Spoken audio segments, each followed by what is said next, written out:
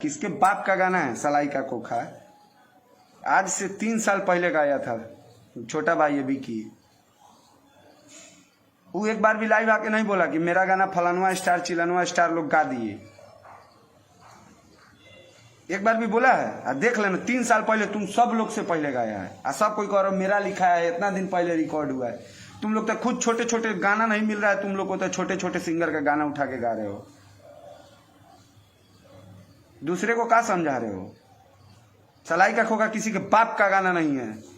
और जो बोल रहा है ना, जो बोल रहा है कि मेरे बाप का, तो उसकी मतारी गाना लिखी होगी। टाइट बतियाते हैं चाहे कोई हो।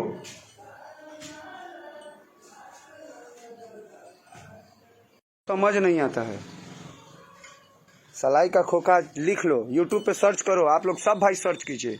जे राइटर लोग आके कह रहे हैं कि मेरा गाना लिखा हुआ है, हम लिखे हैं इस गाना को। इतना साल पहले गाना, और तुम लोग से पहले गाना 3 साल पहले रिलीज हो चुका है।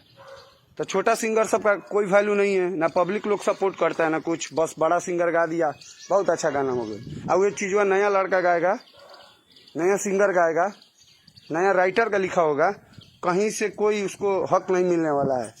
एगो ट्यूशन वाला गाना के लिए अजीत आनंद आ गए थे, टुनटुन का गाना प्राइवेट हो गया, बांस कर देंगे।